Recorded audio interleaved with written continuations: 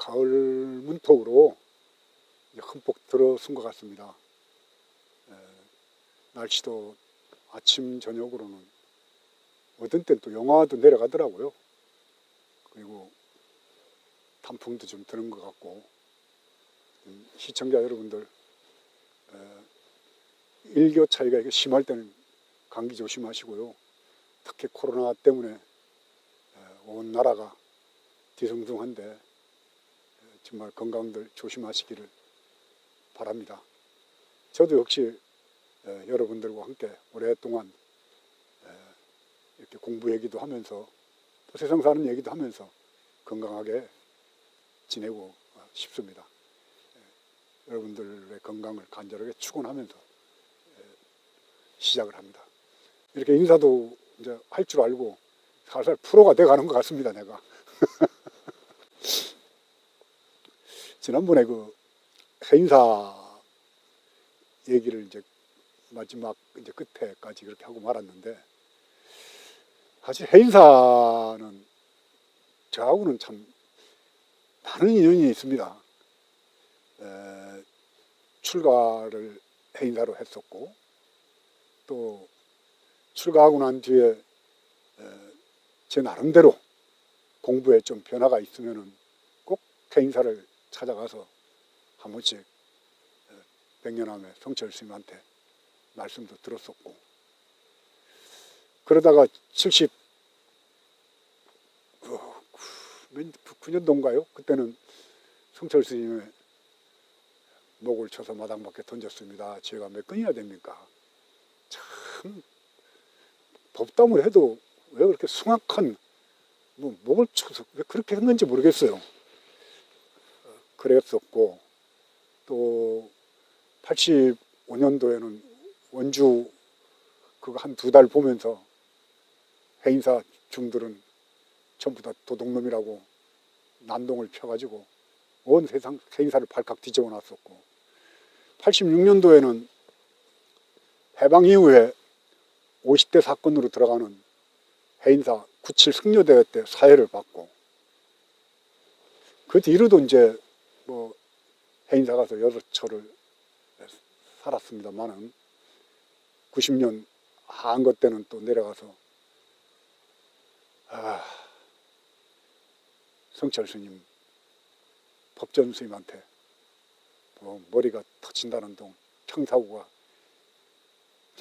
뭐 갈라진다는 둥, 그 험한 말로 참 벅거량이랍시고 한 것이, 지금 와서 생각해 보면은 이 공부하다가 세쭉 하면은 뭐 자신감이 있으니까 뭐 그랬지만은 지금 돌이켜놓고 생각해 보면은 부끄럽기도 하고 창피하기도 한데, 이 얘기를 왜 하느냐 하면은 공부하는 사람들이 어떻게 과정을 거쳐서 어떤 심리 상태 속에서 어떻게 돼가는가를 시청자 여러분들하고 허심탄회하게 솔직하게 얘기하면서 특마하는 분위기로 이렇게 가고 싶어서 이렇게 말씀을 드리는 겁니다.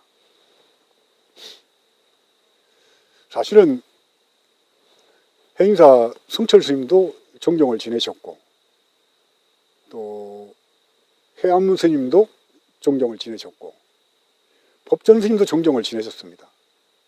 그리고 봉암사의 그 조실로 계셨던 서암 스님도 정종을 지내셨고, 저하고 뭐 남다른 인연이 있었던 분들인데 네 분이 다 정종을 지내셨는데, 서암 스님도 봉암사에서 내가 시건방을 떨면서 물었을 때 참 따뜻하게 말씀을 하셨었고, 뭐 백년함 성철 스님이야, 이놈의 자식 또 와 이러노 이거, 아이고 뭐 이런 식으로 해서 또 별로 허물을 안 하셨고, 해암 스님 같은 경우도 그 대중 앞에서 저 사람 중대에 간다고 떠날 때 동네 사람들이 쌀대박이라도 건네주면서 꼴보기 싫으니까 이왕 내는 거 멀리 가라고 그랬을 것이요. 그게 미워서 아주 저 인간 저 자식을 못 쓰겠다 이래서 그런 건 저는 아니라고 봐요. 좀 밑깔맞긴 하지만은 그래도 당신들 마음에는 아이고 그놈 참 뭐 이런 게 있었겠죠. 뭐 법전 스님도 마찬가지입니다. 법전 스님도 따로 저를 오라 그래서 뭐 챙겨도 주시고 그랬어요. 참 그러니까 그렇게 뭐 난동 비슷하게 법당에서 난리를 쳤는데도 그 다음에 가면은 다시 또 아이고 행사가 좋긴 좋은갑다 또 왔다 뭐 이러시면서 방부를 받아서 살게 해주시고 했으니까 그분들의 참 품이 넓고 또 백년암 성철 스님 같은 경우에는 당신이 갖고 있는 고유의 독특한 카리스마가 있습니다. 카리스마 아 이거 발음이 안 된다. 영어 좀 하려고 하면 잘 안 되더라고. 카리스마가 있다고요. 카리스마. 그러니까 그런 그 카리스마가 대중을 완전히 장악하는 기운이 행사에 콱 차가지고 멀리서 뵙기만 해도 막 환심이 나는 그런 분위기였었거든요. 그래서 절집안뿐만 아니라 세상 사람들이 다 성철 스님 그러면은 자기도 모르게 뭔지도 모르면서 존경심이 가는 그런 그 당신의 고유한 카리스마를 갖고 계셨던 분이고, 물론 해암 스님이나 법전 스님이나 해인사 방장을 하시면서 종정까지 하셨던 두 분은 성철 스님 같이 그 강력한 그런 카리스마로 대중을 이렇게 이끌고 가는 그런 리더십은 없었지만은 그래도 수행자로서의 그 품격, 아주 고준한 그런 품격으로 대중들을 감동을 시켰었고, 또 방장으로 계시면서 대중들과 함께 같이 큰 방에서 좌복에 앉아서 정진을 같이 하셨던 그런 참 올곧은 수행자로서의 모습으로 기억이 되고 있고, 또 많은 사람들이 존경을 했고, 봉암사에서 조시를 지내셨던 서암 스님은 소탈하시고 검소하시고, 이 봉암사에서 어디 외출하실 때는 하루에 한 2번 다니는 그 버스, 마을 버스 택이죠. 그 버스를 이용해서 가은까지 가셔가지고 가은서 열차 타고 다니시면서 조금도 뭐 집안 어른이라고 해서 당신이 권위적으로 상을 내거나 이러시진 않았던 분이거든요. 소탈하셨던 분, 그저 동네 할아버지 같으셨던 분들. 그리고 또 봉암사에 그 당시에는 서암스님이라고 안 그러고 홍근스님이라고 그랬어요. 송명이 송홍근인 걸로 제가 알고 있습니다. 그래서 홍근스님 그랬습니다. 그 서암스님은 제가 좋아하고 저를 참 힘들게 했던 여배구 거사님하고 남다르게 친해서 어디 인터넷에 보니까는 그 원적사, 속리산 너머에 있는 농암에 있는 원적사에서 서암 스님과 그 여배구 거사님하고 또 한 분하고 이렇게 사진 찍은 게 한 장이 내가 인터넷 서핑을 하다 보니까 어디서 나오더라고요. 왜 웃어? 영어 쓴다고 웃는 거요? 그래서 남다르게 참 저도 존경하고 좋아했던 분이죠. 근데 이제 그런 그 법전 스님까지가 한국 불교의 어른으로서의 품격 있는 종정 스님 시대였다라고 저는 봅니다. 94년도 종단개혁 할 때 종정 임기를 5년으로 합니다. 종정 임기를. 그게 이제 원로 스님들이 왜 한 사람만 종정을 계속 하느냐 해서 5년씩 하자. 그래서 총림의 방장 임기는 10년인데 종정 임기를 5년으로 해놨어요. 이게 이제 참 저는 옳지 않다라고 보는 게, 5년 하고 나면은 다음에 또 누가 종종하고 싶은 사람하고 대결 구도가 됩니다. 그래서 법전 스님이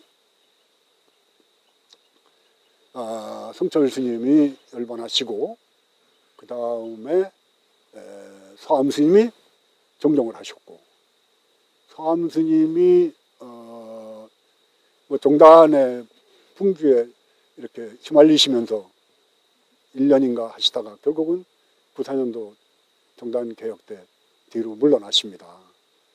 그리고 나서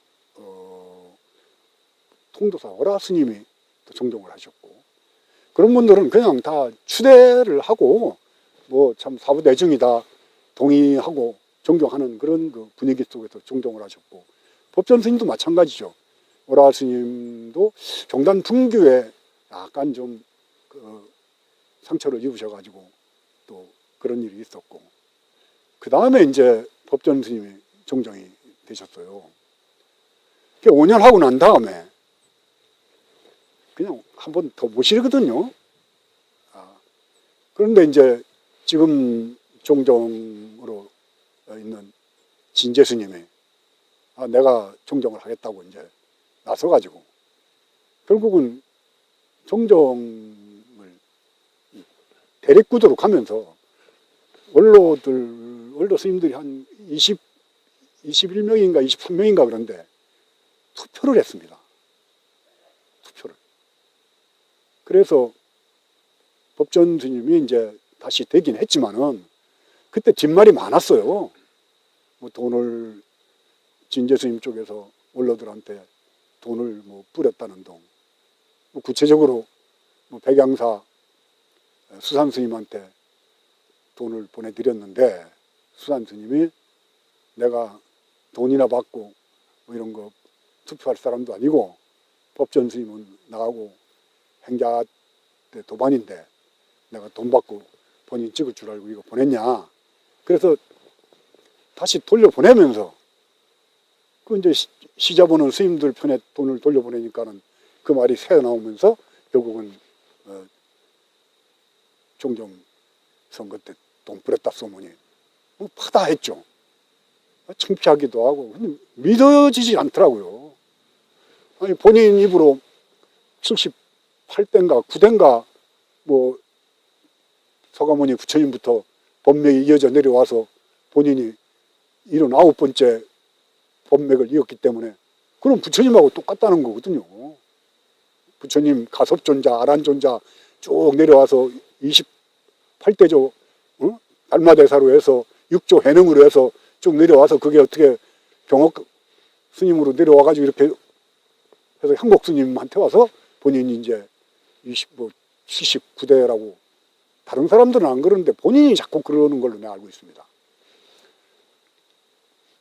저는 믿어지질 않더라고요. 본인이 서가모니부터 79대의 법을 이어받은 종사라고 얘기를 하는데 설마 종종되겠다고 돈을 뿌렸겠냐. 아무리 참 시장경제를 근간으로 하는 참 자유민주주의 대한민국이라고 하지만은 자본주의 사회라고 하지만은 어떻게 돈을 주고 종종의 자리를 살려고 했겠나. 안 믿었습니다. 근데 어느 날부턴가는 저거는 돈 주고 살 수도 있는 거야 하는 생각이 드는 게 왜냐하면은 본인이 해운대 해운정사라는 절을 한 50여 년 전에 절을 짓습니다. 소박하게 지었다가 지금은 뭐 가본 지가 좀 됐습니다만은 엄청나게 커졌더라고요. 근데 거기에다가 본인의 동상을 돌로 조각을 해서 거기다가 세워놨어요. 본인의 동상을. 본인의 얼굴을 돌로 조각을 해가지고 거기다가 세워놨는데 달마대사도 있고 본인 은사인 향복 스님도 있고 뭐 하여튼 스님들 몇 분 있는데다가 본인 얼굴을 동상을 세워놓은 겁니다. 생각을 해보십시오. 금강경이 응무소주라 응당이 주안한 바 없이 무주무상 무심으로 건강을 삼는 건강경 소위경전을 우리 조계종의 소위경전으로 삼는데, 건강경을 그 경전을 소위경전으로 삼는 종단의 정신적 지도자가 자기 절에다가 살아생전에 자기 얼굴을 동상으로 새겨놓으면 이게 전 이해가 안 가요. 세속에 좀 점잖지 않아도 그렇습니다. 선비들도 지 낯짝 새겨가지고 자기 집에다 안 앉혀놓습니다. 상상이 안 가는 겁니다. 그래서 제가 그걸 보고 돈 주고 종종 살만한 어르신이구나. 그렇죠. 지난번에도 제가 거룩한 분이라고 그랬는데, 아니 거룩한 걸 안 알아주면은 거룩하게 만들어야 될 거 아닙니까? 내가 거룩한데 세상 사람이 모른단 말이에요. 그럼 거룩한 걸 만들려면은 돌로 성상도 새기고, 참 79대 그 참 본맥을 이은 그런 그 티를 내야지 되는데. 그래서 저는 그 동상 새기는 걸 보고, 아이고, 이제 조계종이 끝장까지 갔구나. 최소한도 그 승철 스님은 물론이거니와 사암 스님, 해암 스님, 법전 스님까지만 하더라도 수행자로서의 고결한 품격으로 대중들로부터 존경을 받았습니다. 근데 본인은 가나선 화두 참선 얘기하면서, 그게 참 가나선 화두 참선하는 사람이 자기 절에다가 자기 얼굴을 새겨서 세워놓고 거기다 절을 하도록 한다 하는 게 여러분들 이해가 갑니까? 앞에 우리 촬영하는 두 분들 그 이해가 가요? 그런데 그거를 뻔히 다 알고 있어요. 이번에 제가 돈 문제도 사실 확인한다고 몇 스님들한테, 백양사 스님들한테도 전화를 걸어보고 하니까, 아이고 그거 언제적 얘기인데 다 아는 거 아니야? 다 그래요. 돈 쓴 걸 다 안단 말입니다. 그리고 자기 절에다가 자기 얼굴 새겨놓은 것도 다 알아요. 그런데도 종정이라고 그 앞에 가서 엎드려서 절하고 존경한다고 그러고, 누구 하나 그 지적하는 사람이 없단 말이에요. 이게 어떻게 칼날을 위해서 참 사무치게 자기 얼굴을 찾아가는 선종의 가풍이 이래서 됩니까 어디? 참 너무 기가 막힌 거예요. 거기다 한 발 더 나가서 지난 6월달까지도 뉴스에 계속 나왔습니다만은, 어디 사설 박물관에 있던 탑을 자기 절에다 옮겨놓고 얼마 있다가 그거를 문화재로 등록을 합니다. 50년밖에 안 된 그런 그 사설 사암에, 그리고 그 절도 조계종에 등록을 안 해요. 저 선화원에다 등록을 해놨단 말입니다. 혹시 자기 사유재산 침해당할까봐.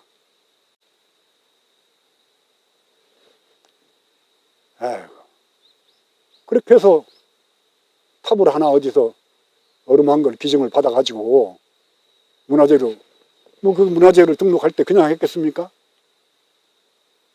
전 그런 경우 많이 봤어요. 공무원들하고 문화재 위원들한테 어찌 좀 이리 잘 해가지고 문화재 등록을 한단 말이에요. 그 문화재 등록해놓으면 정부에서 문화재 보수, 보존 이런 비용이 나오는 거예요. 그렇게 해서 탑을 문화재로 등록을 해놓으니까는 그 문화재가 있는 반경 200m에는 문화재 보호구역으로 설정이 되면서 개발이 안 돼요. 그러니까 지역 주민들하고 갈등 관계 일으키는 게 지난 6월달까지 언론 뉴스에 계속 올라왔었습니다. 이게 지금 조계종의 그 종정이 하는, 보여주는 모습인 거예요. 이게요, 어떻게 보면은 참,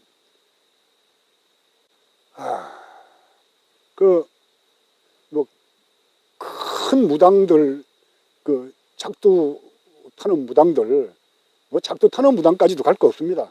어디 찌질한 무당 굿할 때, 그거 가가지고 장구채 잡고, 이 굿장단이나 맞추는 박수 무당도 그런 더러운 짓 안 합니다. 근데 대한불교 조계종의 종경이라는 거룩한 어른이 앉아서 그게 에코노믹, 영어가 또 안 되네. 이코노믹이라고 영국의 무슨 그 잡지상가 신문사에서 2013년에 조계종을, 한국 불교 조계종은 몽키 비즈니스라고요. 그게 뭐 나는 원숭이가 비즈니스를 하는 건가 그랬더니 그게 아니고 협잡, 사기꾼 할 때 그런 말을 쓴답니다. 한국 불교는 협잡꾼이고 사기꾼 집단이라고 이렇게 얘기를 했다는 거예요.